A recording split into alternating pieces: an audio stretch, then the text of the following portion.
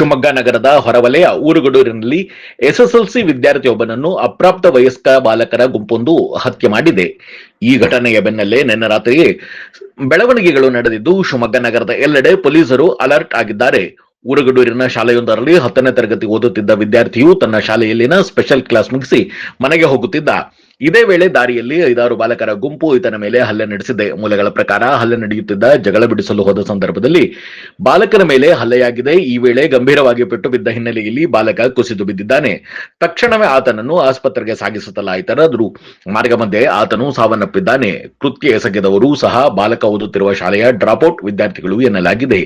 ಈ ಬಗ್ಗೆ ಮಾಹಿತಿ ನೀಡಿರುವ ಎಸ್ಪಿ ನಿಖಿಲ್, ಸೋಮವಾರ ರಾತ್ರಿ ನಡೆದ ವಿದ್ಯಾರ್ಥಿ ಸಂಕೇತ್ ಕೊಲೆ ಪ್ರಕರಣಕ್ಕೆ ಕ್ರಿಕೆಟ್ ಪಂದ್ಯ ಸಂಬಂಧಿತ ಗಲಾಟೆಯೇ ಕಾರಣ ಎಂದು ಜಿಲ್ಲಾ ಪೊಲೀಸ್ ಅಧೀಕ್ಷಕ ನಿಖಿಲ್ ಬಿ ತಿಳಿಸಿದ್ದಾರೆ. ಘಟನೆಗೆ 2 ದಿನಗಳ ಮುಂಚೆ ನಡೆದ ಕ್ರಿಕೆಟ್ ಪಂದ್ಯದ ವೇಳೆ ವಾಗ್ವಾದ ಉಂಟಾಗಿ ಅದೇ ವೈಮನಸ್ಸು ಕೊಲೆಯಲ್ಲಿ ಅಂತ್ಯಗೊಂಡಿರುವ ಶಂಕೆ ವ್ಯಕ್ತವಾಗಿದೆ.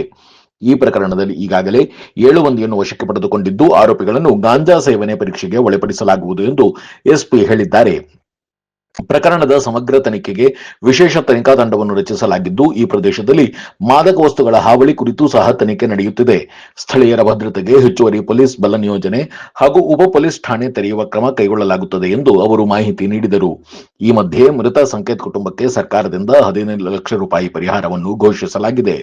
ಮುಖ್ಯಮಂತ್ರಿ ಪರಿಹಾರ ನಿಧಿಯಿಂದ 10 ಲಕ್ಷ ರೂಪಾಯಿ ಮತ್ತು ಶಿಕ್ಷಣ ಇಲಾಖೆಯಿಂದ 5 ಲಕ್ಷ ರೂಪಾಯಿ ನೀಡಲಾಗುತ್ತದೆ ಎಂದು ಸರ್ಕಾರದ ಪರವಾಗಿ ಪ್ರಭುಲಿಂಗ ಕವಳಿಕಟ್ಟಿ ತಿಳಿಸಿದ್ದಾರೆ. ಗಾಯಗೊಂಡಿರುವ ಗಿರೀಶ್ ಅವರಿಗೆ ಸಹ ಪರಿಹಾರ ನೀಡಲಾಗುವುದು ಎಂದು ಜಿಲ್ಲಾಧಿಕಾರಿಗಳು ತಿಳಿಸಿದ್ದಾರೆ. ಈ ಪ್ರಕರಣಕ್ಕೆ ಸಂಬಂಧಿಸಿದಂತೆ ಅಟ್ರಾಸಿಟಿ ಕಾಯ್ದೆ ಅಡಿ ಪ್ರಕರಣ ದಾಖಲಾಗಿದ್ದು, ಪ್ರದೇಶದಲ್ಲಿ ಮಾದಕ ವಸ್ತುಗಳ ವಿರುದ್ಧ ಜಾಗೃತಿ ಕಾರ್ಯಕ್ರಮಗಳನ್ನು ಮತ್ತಷ್ಟು ಬಲಪಡಿಸಲಾಗುವುದು ಎಂದು ಅಧಿಕಾರಿಗಳು ತಿಳಿಸಿದ್ದಾರೆ.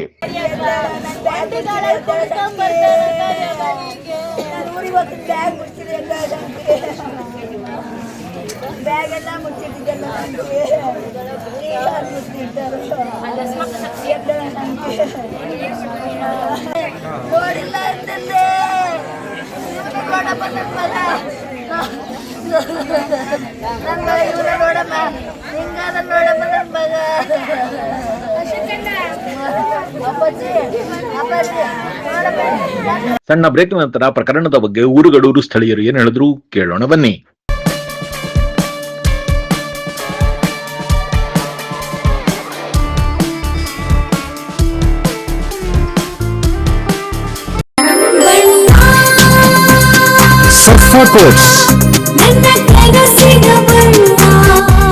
ಸರ್ಫಾ ಕೋಟ್ಸ್ ರವರ ಸುದೀರ್ಘ ಬಾಳಿಕೆಯ ಸುಂದರವೂ ಆದ ಜಲಾಧಾರಿತ ಪರಿಸರ ಸ್ನೇಹಿ ಪೇಂಟ್ಗಳನ್ನೇ ಬಳಸಿ. Sarfa luxury emulsion paint, odourless, low VOC, good for health, good for earth. Sarfa coats. Shivamogga Kote Marikamba ಇಡೀ ಜಿಲ್ಲೆಯಲ್ಲಿ ತುಂಬಾ ಪ್ರಖ್ಯಾತಿ. ಆ ತಾಯಿಯ ಜಾತ್ರೆ ಇದೇ ತಿಂಗಳು 24ರಿಂದ 28 ತನಕ ತುಂಬಾ ವಿಜೃಂಭಣೆಯಿಂದ ನಡೀತಾ ಇದೆ. ಇದಕ್ಕೆ ಅನೇಕ ಚಟುವಟಿಕೆಗಳು ಕೂಡ ಆಗ್ತಾ ಇದೆ. ಟಗರು ಕಾಳಗ, ರಾಷ್ಟ್ರಮಟ್ಟದ ಟಗರು ಕಾಳಗ, ತುಂಬಾ ವ್ಯವಸ್ಥಿತವಾಗಿ ಆಡಳಿತ ಮಂಡಳಿಯವರು ಕೆಲಸ ಮಾಡ್ತಾ ಇದ್ದಾರೆ. ಈ ತಾಯಿಯ ದರ್ಶನವನ್ನ ಪಡೆದು ಪೂಜೆ ಮಾಡಿ ಆಶೀರ್ವಾದವನ್ನ ಪಡ್ಕೊಂಡು ಹೋಗ್ಬೇಕು ಅಂತ ಹೇಳಿ ಎಲ್ರಿಗೂ ಪ್ರಾರ್ಥನೆ ಮಾಡ್ತೇನೆ. ಆ ತಾಯಿಯ ಆಶೀರ್ವಾದ ನಿಮ್ಮೆಲ್ರಿಗೂ ಇರ್ಲಿ, ಒಳ್ಳೇದಾಗ್ಲಿ ಅಂತ ಶುಭ ಕೋರ್ತೇನೆ. ನಮಸ್ಕಾರ. ಪುರಾಣ ಪ್ರಸಿದ್ಧವಾದ ಐತಿಹಾಸಿಕವಾದ ಶ್ರೀ ಶಿವಮೊಗ್ಗ ಕೋಟೆ ಮಾರಿಕಾಂಬ ಜಾತ್ರಾ ಮಹೋತ್ಸವದ ಹಾರ್ದಿಕ ಶುಭಾಶಯಗಳು. ಶಿವಮೊಗ್ಗ ನಗರದಾದ್ಯಂತ ಹಾಗೂ ಶಿವಮೊಗ್ಗ ನಗರದಿಂದ ಹೊರಗಿನಿಂದ ಬರ್ತಾ ಇರುವಂತಹ ಭಕ್ತಾದಿಗಳಿಗೆ ಈ ಒಂದು ಕೋಟೆ ಮಾರಿಕಾಂಬ ಜಾತ್ರಾ ಮಹೋತ್ಸವಕ್ಕೆ ತುಂಬ ಹೃದಯದ ಸ್ವಾಗತ ಹಾಗೆ ಶುಭಾಶಯಗಳನ್ನು ಹೇಳೋದಕ್ಕೆ ಇಷ್ಟಪಡ್ತೀನಿ. ಸುಮಾರು 5 ದಿನಗಳು ಅತ್ಯಂತ ವಿಜೃಂಭಣೆಯಿಂದ ನಡೆಯುವಂತ ಈ ಒಂದು ಜಾತ್ರಾ ಮಹೋತ್ಸವಕ್ಕೆ ನಾವೆಲ್ಲರೂ ಅತ್ಯಂತ ಸಂಭ್ರಮದಿಂದ ಪಾಲ್ಗೊಳ್ಳೋಣ. ಈ ಒಂದು ಕೋಟೆ ಮಾರಿಕಾಂಬ ತಾಯಿಯ ಕೃಪೆಗೆ ನಾವೆಲ್ಲರೂ ಪಾತ್ರರಾಗೋಣ. ಬನ್ನಿ, ನಾವೆಲ್ಲರೂ ಈ ಜಾತ್ರಾ ಮಹೋತ್ಸವದಲ್ಲಿ ಪಾಲ್ಗೊಳ್ಳೋಣ. ನಮ್ಮ ನಂಜಪ್ಪ ಆಸ್ಪತ್ರೆಯಲ್ಲಿ HPV ವ್ಯಾಕ್ಸಿನ್ ಡ್ರೈವ್ ಸ್ಟಾರ್ಟ್ ಮಾಡಿದೀವಿ. HPV ಹ್ಯೂಮನ್ ಪ್ಯಾಪಿಲೋಮಾ ವೈರಸ್ ತುಂಬಾನೇ ಸಾಮಾನ್ಯವಾಗಿ ಇರುವಂತಹ ವೈರಸ್. ಈ ಗರ್ಭಕಂಠ, ಯೋನಿ, ಪುರುಷರಲ್ಲಿ ಶಿಶ್ನದ ಕ್ಯಾನ್ಸರ್, ಗುದದ್ವಾರ, ಗಂಟಲು ಕ್ಯಾನ್ಸರ್ಗಳಾಗುವಂತಹ ಚಾನ್ಸಸ್ ಇರುತ್ತೆ. ಒಂದು ವ್ಯಾಕ್ಸಿನ್ ಹಲವಾರು ಕ್ಯಾನ್ಸರ್ಗಳನ್ನ ಪ್ರಿವೆಂಟ್ ಮಾಡಬಹುದು. 9 ರಿಂದ 45 ವರ್ಷದೊಳಗಿನ ಮಹಿಳೆಯರು ಹಾಗೂ ಪುರುಷರು ಇದಕ್ಕೆ ಎಲಿಜಿಬಲ್ ಇದ್ದಾರೆ. ಇದರಲ್ಲಿ 2000 HPV ವ್ಯಾಕ್ಸಿನ್ ನಾವು ಡಿಸ್ಕೌಂಟೆಡ್ ಪ್ರೈಸ್ 1500ಕ್ಕೆ ಕೊಡ್ತಾ ಇದ್ದೀವಿ. ತಪ್ಪದೇ ಈ ಆಪರ್ಚುನಿಟಿನ ಯೂಸ್ ಮಾಡ್ಕೊಳ್ಳಿ. ನಾಡಿನ ಸಮಸ್ತ ಹಿಂದೂ ಬಾಂಧವರಿಗೆ ಕೋಟೆ ಮಾರಿಕಾಂಬ ಜಾತ್ರೆಯ ಹಾರ್ದಿಕ ಶುಭಾಶಯಗಳು. ಈ ಬಾರಿ ಫೆಬ್ರವರಿ 24ನೇ ತಾರೀಕಿಂದ 28ನೇ ತಾರೀಕುವರೆಗೂ ಕೋಟೆ ಮಾರಿಕಾಂಬ ಜಾತ್ರೆ ವಿಜೃಂಭಣೆಯಿಂದ ನಾವೆಲ್ಲರೂ ಸೇರಿ ಆಚರಣೆ ಮಾಡೋಣ. ಪ್ರತಿಯೊಂದು ಮನೆಯಿಂದನೂ ಕೂಡ ಸಮಸ್ತ ಹಿಂದೂ ಬಾಂಧವರು ಬಂದು ಆ ಮಾರಿಕಾಂಬ ಆಶೀರ್ವಾದ ಪಡೆದು ನಾಡಿಗೆ ಮತ್ತೆ ಎಲ್ಲರಿಗೂ ಕೂಡ ಒಳ್ಳೆಯದಾಗಲಿ ಸಂದರ್ಭ ಕೇಳ್ತಾ ಮತ್ತೊಮ್ಮೆ ತಮ್ಮೆಲ್ಲರೂ ಕೂಡ ಮಾರಿಕಾಂಬ ಜಾತ್ರೆಯ ಹಾರ್ದಿಕ ಶುಭಾಶಯಗಳು. Looking for a little joy in every bite? Dairy Fresh Ice Creams brings you 50 plus natural flavors with no added colors and the real taste of fresh fruits. Made with goodness from the Malenadu region. Dairy Fresh Ice Creams, a little joy for all. ಎಲ್ರಿಗೂ ನಮಸ್ಕಾರ. ಶಿವಮೊಗ್ಗ ನಗರದಲ್ಲಿ ರಾಜ್ಯದಲ್ಲಿಯೇ ಸುಪ್ರಸಿದ್ಧವಾದಂತಹ ಮಾರಿಕಾಂಬಾ ಜಾತ್ರೆ ಇದೇ ಬರುವ 24ನೇ ತಾರೀಕಿನಿಂದ 28ನೇ ತಾರೀಕು ತನಕ ಸಂಪನ್ನಗೊಳ್ಳಲಿದೆ. ರಾಜ್ಯಾದ್ಯಂತ ಈ ನಮ್ಮ ಮಾರಿ ಜಾತ್ರೆಗೆ ಬರ್ತಾ ಇದ್ದಾರೆ. ತಾವೆಲ್ಲರೂ ಕೂಡ ಬಂದು ಎಲ್ಲ ಕಾರ್ಯಕ್ರಮಗಳಲ್ಲೂ ಪಾಲ್ಗೊಂಡು ದೇವಿಯ ಆಶೀರ್ವಾದವನ್ನ ಪಡಿಬೇಕು ಅಂತೇಳಿ ತಮ್ಮಲ್ಲಿ ಕಳಕಳಿಯ ಪ್ರಾರ್ಥನೆಯನ್ನ ಮಾಡ್ತೇನೆ. ನಮಸ್ಕಾರ.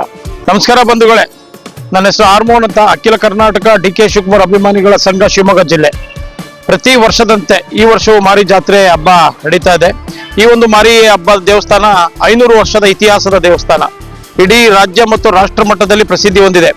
ಈ ಒಂದು ಮಾರಿಕಾಂಬಾ ಜಾತ್ರೆಗೆ ನಮ್ಮ ಅಭಿಮಾನಿ ಸಂಘದ ವತಿಯಿಂದ ನಾವು ಶುಭಾಶಯ ಕೋರ್ತಾ ಇದೀವಿ. ಈ ಮಾರಿ ಜಾತ್ರೆ ವಿಶ್ವಕ್ಕೆ ಹೆಸರಾಗಲಿ, ವಿಶ್ವಕ್ಕೆ ಮಾದರಿ ಆಗಲಿ, ಹಾಗೂ ಆ ಸಮಿತಿಯವ್ರಿಗೂ ಕೂಡ ನಾವು ಅಭಿನಂದನೆ ಸಲ್ಲಿಸ್ತಾ ಈ ಒಂದು ಅಭಿನಂದನೆ ಇಡೀ ಜಿಲ್ಲೆಗೆ ಸಲ್ಲಲಿ ಅಂತೇಳಿ ಆ ಮಾರಿಕಾಂಬಕ್ಕೆ ಆಶೀರ್ವಾದ ಪಡೀಲಿ. ಆ ಮಾರಿಕಾಂಬ ತಾಯಿಯು ಮಳೆ ಬಳೆ ಎಲ್ಲ ಸಮೃದ್ಧಿಯಿಂದ ತುಂಬಿ ಶಿವಮೊಗ್ಗ ಜಿಲ್ಲೆ ಪ್ರಸಿದ್ಧಿ ಹೊಂದಲಿ ಅಂತ ಕೇಳ್ಕೊಂತದೆ.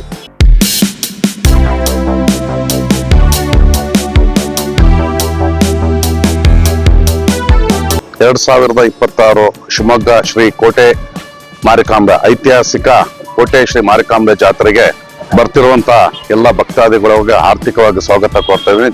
ಜೊತೆಯಲ್ಲಿ ನಾವು ಫೆಬ್ರವರಿ 24ರಿಂದ 28ರವರೆಗೂ ನಡೆಯುವಂತ ಕೋಟೆ ಮಾರಿಕಾಂಬಾ ಜಾತ್ರೆಯಲ್ಲಿ ನಮ್ಮ ಶಿವಮೊಗ್ಗ ವಿಧಾನಸಭಾ ಕಾಂಗ್ರೆಸ್ ಅಭ್ಯರ್ಥಿ ಎಚ್ ಸಿ ಯೋಗೀಶ್ ಅವರ ನೇತೃತ್ವದಲ್ಲಿ ಮಸಾಲ ಮಜ್ಜಿಗೆಯನ್ನು ಕೂಡ 5 ದಿನನೂ ಕೂಡ ಬರುವಂತ ಭಕ್ತಾದಿಗಳಿಗೆ ವಿತರಣೆ ಮಾಡುವ ಕಾರ್ಯಕ್ರಮವನ್ನು ಹಮ್ಮಿಕೊಂಡಿರ್ತೀವಿ. ನಮ್ಮ ಕೋಟೆ ಶ್ರೀ ಮಾರಿಕಾಂಬಾ ಜಾತ್ರೆಗೆ ಬರ್ತಿರುವಂತ ಎಲ್ಲಾ ಭಕ್ತಾದಿಗಳಿಗೂ ಕೂಡ ಆತ್ಮೀಯವಾಗಿ ಹೃದಯಪೂರ್ವಕವಾಗಿ ಸ್ವಾಗತ ಕೋರ್ತಾ ಇದ್ದೀವಿ. ಇದೇ 24ರಿಂದ 28ನೇ ತಾರೀಕುವರೆಗೂ ನಮ್ಮ ಶಿವಮೊಗ್ಗದಲ್ಲಿ ದೊಡ್ಡ ಊರಿನ ಹಬ್ಬ ಮಾರಿ ಜಾತ್ರೆ ನಡೀತಾ ಇದೆ. ಈ ಮಾರಿ ಜಾತ್ರೆಯಲ್ಲಿ ಎಲ್ಲರೂ ಕೂಡ ಶಿವಮೊಗ್ಗದ ಎಲ್ಲ ನಾಗರಿಕರು ಜಾತಿ ಮತ ಧರ್ಮವನ್ನ ಬಿಟ್ಟು ಊರಿನ ಹಬ್ಬ ಅಂತ ಮಾಡ್ತಾ ಇದ್ದಾರೆ. ಅವತ್ತು 2 ದಿವಸ ಅಂದ್ರೆ ಮಂಗಳವಾರದ ದಿವಸ ಗಾಂಧಿ ಬಜಾರ್ನಲ್ಲಿ, ಬುಧವಾರದ ದಿವಸ ಕೋಟೆ ಮಾರಿಕಾಂಬಾ ಜಾತ್ರೆಯಲ್ಲಿ ಇವೆರಡು ದಿವಸ ಇರ್ತದೆ.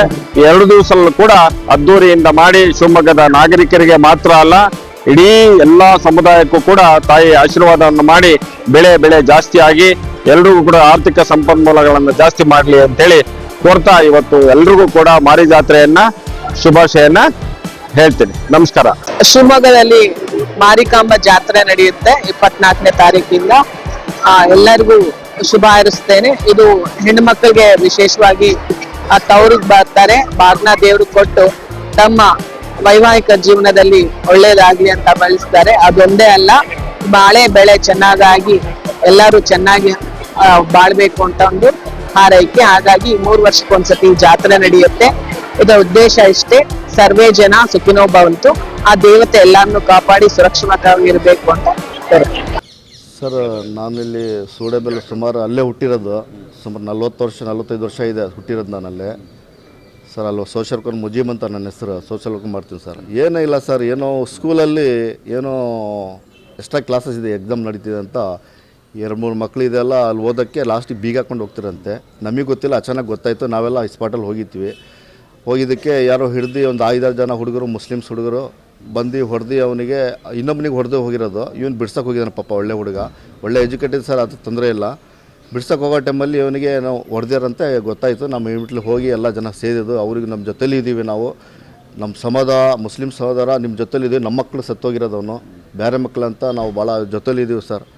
ಪೊಲೀಸರು ಇಮಿಟ್ಲಿ ಬಂದು ಏನಿದೆ ಅಂತ ಹಿಡಿದ್ಯಾರಂತೆ ಸರ್. ಅದು ಏನು ತನಿಖೆ ಮಾಡಿ ನಾವು ನಮ್ಮ ಸಂಬಂಧ ಹೇಳಿದ್ದು ಕಠಿಣ ಶಿಕ್ಷೆ ಮಾಡಬೇಕಂತ ಸರ್.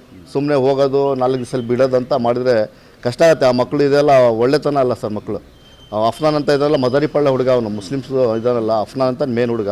ಆದರೆ ಮದರಿಪಳ್ಳ ಹುಡುಗ ಶಿಫ್ಟ್ ಆಗಿರೋದು ಸರ್ ಸುಡೇಬೆಲ್ಲಿಗೆ. ಪಕ್ಕಾ ಸುಡೇಬೆಲ್ ಹುಡುಗ ಅಲ್ಲ ಸರ್. ಅವ್ನು ಅದೇ ಸ್ಕೂಲಲ್ಲಿ ಓದ್ತಿದ್ದ 9ನೇ ಕ್ಲಾಸಲ್ಲಿ. ಸರಿ ಇಲ್ಲ ಅಂತ ತೆಗ್ದಿರ ಸರ್ ಆ ಸ್ಕೂಲಲ್ಲಿ.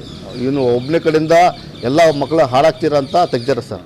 ಹಂಗಾಗಿ ನಮ್ಮದು ಮುಸ್ಲಿಮ್ಸ್ ಸಮಾಜದಿಂದ ಸರ್ ನನ್ನ ಕಡೆಯಿಂದ ಏನಾಗಿದೆ ಅಂದರೆ ಈ 6 ಜನ ಕಠಿಣ ಶಿಕ್ಷೆ ಆಗಬೇಕು. ಇನ್ನೊಬ್ರು ಈ ಥರ ಮಾಡಲೇಬಾರ್ದು, ಆ ಥರ ಕಠಿಣ ಶಿಕ್ಷೆ ಆಗಬೇಕು. ಭಾಳ ಚೆನ್ನಾಗಿದೆ ಸರ್ ಶಾಂತಿವನ. ನಾವು ಈಗಲೂ ಇದೆ ಸರ್. ನಮ್ಮ ಈಗ ವಯಸ್ಸಲ್ಲಿ ತೆಗೀರಿ ಸರ್. ಎಲ್ಲ ಅಣ್ಣ ತಮ್ಮದು ಅವ್ರ ಹಬ್ಬಕ್ಕೆ ನಾವು ಹೋಗ್ತೀವಿ, ನಮ್ಮ ಹಬ್ಬಕ್ಕೆ ಅವ್ರು ಬರ್ತಾರೆ, ಸ್ವೀಟ್ ಹಚ್ತಾರೆ. ಈದ್ ಮಿಲಾದಿಗೆಲ್ಲ ಅವರೆಲ್ಲ ಸ್ವೀಟ್ ಹಚ್ತಾರೆ. ಗೌರ್ಮೆಂಟಿಗೆ ನಾವು ಅಲ್ಲಿ ಪೂರ ಸ್ವೀಟ್ ಹಚ್ಚಿ ಅವರಿಗೆ ನೀರೆಲ್ಲ ಕುಡಿತೀವಿ ಸರ್. ಆ ಥರ ನಾವು ಪ್ರೀತಿ ವಿಶ್ವಾಸ ಇರೋದು. ಈ ಎಲ್ಲೆಲ್ಲದೋ ಬಂದಿರೋ ಸರ್, ಈ ನಮ್ಮೂರಿನ ಪಕ್ಕ ಅಲ್ಲ ಬೇರೆ ಕಡೆಯಿಂದ ಬಂದು ಈ ಥರ ಜನ ಇದ್ದಾರೆ. ನಮಗೆ ಗೊತ್ತಿರಲ್ಲ ಎಲ್ಲಿ ಬಾಡಿಗೆ ಮಾಡಿರ್ತಾರೆ ಏನಂತ. ಈ ಥರ ಆಗೋ ಟೈಮಲ್ಲಿ ನಮಗೆ ಗೊತ್ತಾಗತ್ತೆ ಸರ್. ಹಂಗಾಗಿ ನಾವು ಏನು ಪೊಲೀಸರಿಗೆ ಡಿಪಾರ್ಟ್ಮೆಂಟ್ಗೆ ಹೇಳೋದು ಕಠಿಣ ಶಿಕ್ಷೆ ಏನು ಗೊತ್ತಿಲ್ಲ ಸರ್. ಅದೇನೋ ಸ್ಕೂಲಲ್ಲಿ ಏನೋ ಮಾತುಕತೆ ಆಗಿತ್ತಂತೆ, ಅದರ ಬಗ್ಗೆ ಕರ್ಕೊಂಡ್ಬಂದು ಹೊಡೆಯಂಗೆ ಮಾಡಿದೆ ಸರ್. ಅದೇನೋ ಆಗತ್ತಲ್ಲ ಸರ್, ಸ್ಕೂಲಲ್ಲಿ ಏನೋ ಮಾತುಕತೆ ಆಗಿದೆ, ಸಣ್ಣ ಪುಟ್ಟ ವಿಷಯ ಆಗಿದೆ. ಎಲ್ಲ ಸ್ಕೂಲಲ್ಲಿ ಆಗಿರುತ್ತೆ ಸರ್. ಏನೋ ಮಾತಾಡೋ ಟೈಮಲ್ಲಿ ನಾನು ಹಿಂಗೆ ಮಾಡಿದೆ, ನಾನು ಹಂಗೆ ಓದಿದೆ, ನಾನು ಹಿಂಗೆ ಫೇಲ್ ಆಯಿತು ಅಂತ ಏನೋ ಹೆಚ್ಚಿಗೆ ಆಗಿರ್ಬೋದು. ಅದು ವಿಷಯದಿಂದ ಯಾರೋ ಕರ್ಕೊಂಡ್ಬಂದು ಅಫ್ನಾನವರಿಗೆ ಈ ಥರ ಮಾಡಿದ್ದಾರೆ ಸರ್. ಇದು ತಪ್ಪು ಸರ್, ಅದು ತಪ್ಪು ಸರಿ.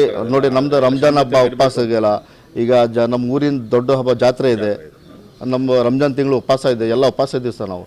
ಈ ಥರ ನಮಗೆ ಒಂಥರ ರಾತ್ರಿಯಿಂದ ನಾವು ಊಟ ಮಾಡಿಲ್ಲ ಸರ್ ದೇವರಾಣಿಗೆ. ನಾನು ರಾತ್ರಿಯೆಲ್ಲ ನಿದ್ದೆ ಮಾಡಿಲ್ಲ. ಯಾಕಂದರೆ ನಮ್ಮ ಮಗ ಸತ್ತಿರೋದು, ನಮ್ಮ ಫ್ರೆಂಡ್ ಮಗ ಅವನು. ಆ ಥರ ಸಮಸ್ಯೆ ಆಗಿ ನಮ್ಮ ಸಹೋದರ ಭಾಳ ಬೇಜಾರಿದ್ದಾರೆ ಸರ್. ಈ ಕಡೆಯಿಂದ ನಾವು ಅವ್ರು ಸೇರಿ ನಮ್ಮ ಊರಲ್ಲಿ ಏನು ಮಾಡಬೇಕು ಅದು ಶಾಂತಿ ರೀತಿಯಿಂದ ನಾವು ಮಾಡ್ತೀವಿ ಸರ್. ಬಿಡೋದಿಲ್ಲ, ಶಾಂತಿ ನಿಲ್ಲಿಸಬೇಕು, ಶಾಂತಿ ಆಗಬೇಕು ಸರ್.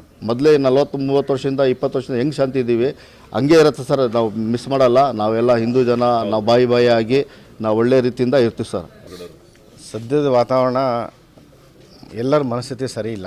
ಯಾಕೆಂದರೆ 8ನೇ ಕ್ಲಾಸು 9ನೇ 10ನೇ ಕ್ಲಾಸ್ ಹುಡುಗರಲ್ಲಿ ಮನೋಭಾವನೆ ಬರ್ತಾ ಇದೆ ಅಂದರೆ ಏನು ಅನಿಸುತ್ತೆ ನೀವೇ ಯೋಚನೆ ಮಾಡಿ. ಸಣ್ಣ ಮಕ್ಕಳು 9ನೇ ಕ್ಲಾಸು 10ನೇ ಕ್ಲಾಸ್ ಹುಡುಗರನ್ನ ಸಾಯಿಸೋ ಹಂತಕ್ಕೆ ಹೋಗಿದ್ದಾರೆ ಇವರು ಅಂದರೆ ಇವರು ಮನಸ್ಥಿತಿ ಯಾವ ಥರ ಹೇಗೆ ಅವ್ರನ್ನ ರೆಡಿ ಮಾಡಿದ್ದಾರೆ ಅನ್ನೋದು ನಾವು ಯೋಚನೆ ಮಾಡಬೇಕಾಗುತ್ತೆ. ಅಲ್ಲಿ ನಾವು ಈಗ ಪಕ್ಕದಲ್ಲಿ ನನ್ನ ಜೊತೆ ಇದ್ದಾರೆ ಮುಜೀಬ್ ಅಂತೇಳಿ, 30-40 ವರ್ಷದಿಂದ ಅವೆಲ್ಲ ಒಟ್ಟಿಗೆ ಇರೋರು. ಬಟ್ ಈಗಿನೇನು ಹೊಸ ಜನ್ರೇಷನ್ ಬೆಳೀತಾ ಇದೆ ಇವರಲ್ಲಿ ಒಂದು ಸೌಜನ್ಯ ಅನ್ನೋ ಭಾವನೆ ಇಲ್ಲ. ಜೊತೆಗೆ ಗಾಂಜಾದು ವಿಪರೀತ ಹಾವಳಿ ಆಗಿದೆ.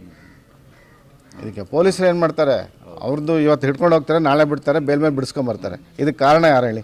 ಸರ್ಕಾರದ ವ್ಯವಸ್ಥೆ ಹಾಗಾಗಿದೆ ಇವತ್ತು. ಇದಕ್ಕೆ ಸರಿಯಾದ ತಿದ್ದುಪಡಿ ಆಗಬೇಕು. ಸಣ್ಣ ಹುಡುಗರು ಮಾಡಿದ್ದಾರೆ ಅಂತೇಳಿ ಜೈಲಲ್ಲಿ ತೊಗೊಂಡೋಗಿ 6ನೇ ಕ್ಲಾಸ್ ಹುಡುಗ ತೊಗೊಂಡೋಗಿ ಗಾಂಜಾ ಕೊಟ್ಟು ಬರ್ತಾನೆ, ಅವನ್ನ ಅರೆಸ್ಟ್ ಮಾಡಿ ಮೈನರ್ ಅಂತ ಬಿಟ್ಟು ಕಳಿಸ್ತಾರೆ 2ನೇ ದಿವಸ. ಅವ್ರ ಥರ ಏನು ಮಾಡ್ತಾರೆ ಪೊಲೀಸ್ನವರು? ಈ ಥರ ವಾತಾವರಣ ಆಗಿದೆ. ಸರ್ಕಾರ ಇದ್ರ ಬಗ್ಗೆ ಸೂಕ್ತ ಕ್ರಮ ವಹಿಸಿ ಈ ಮೈನರ್ ಅಂಥೇಳಿ ಬಿಡೋಂಥ ಕೆಲಸ ಮಾಡಿ. ಏನು 5 ಜನ 6 ಜನ ಕೊಲೆ ಮಾಡಿದ್ದಾರೆ, ಅವ್ರಿಗೆ ಕಠಿಣ ಶಿಕ್ಷೆ ಆಗಬೇಕು ಅಂಥೇಳಿ ಈ ಮೂಲಕ ನಾನು ಹೇಳ್ತೀನಿ.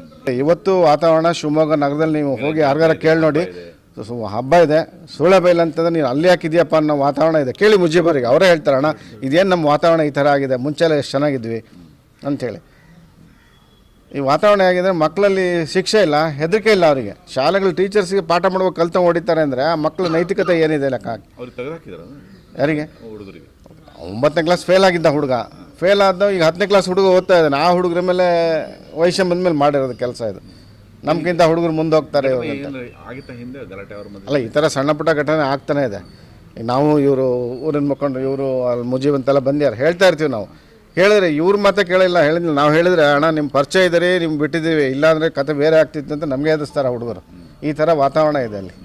ಕೇಳಿ ಅವ್ರಿಗೂ ಮುಜೀಬರಿಗೆ ತಿಳಿ ಆಗಬೇಕಿದ್ದು. ಇಲ್ಲಾಂದರೆ ಮನಸ್ಥಿತಿ ನಾವು 45 ವರ್ಷದ ಒಟ್ಟಿಗೆ ಇದ್ದೀವಿ, ಈಗ ನಮ್ಮಲ್ಲೇ ವೈಷಮ್ಯ ಬರೋಂಥ ಪರಿಸ್ಥಿತಿ ನಿರ್ಮಾಣ ಆಗಿದೆ. ಹೌದು, ಆ ಥರ ಆಗಿದೆ. ಸರ್ಕಾರದ ಹೆದರಿಕೆ ಇಲ್ಲ ಪೊಲೀಸ್ನವ್ರದ್ದು, ಸರ್ಕಾರದ್ದು. ಸರ್ 3-4 ಜನ ಬೈಕಲ್ಲಿ ಹೋಗ್ತಾ ಇರ್ತಾರೆ, ಪೊಲೀಸರು ಎದುರು ನಿಂತರು ಹೊಡ್ಕೊಂಡು ಹೋಗ್ತಾರೆ, ಹೆದರಿಕೆ ಇಲ್ಲ. ಇವತ್ತು ಏನು ಕರ್ಕೊಂಡು ಹೋಗ್ತಾರೆ, ನಾಳೆ ಬಿಟ್ಟು ಕಳಿಸ್ತಾರೆ ಅನ್ನೋ ಪರಿಸ್ಥಿತಿ ಆಗಿದೆ ಇವತ್ತು. ನಿಮ್ಮ ಹೆಸರು?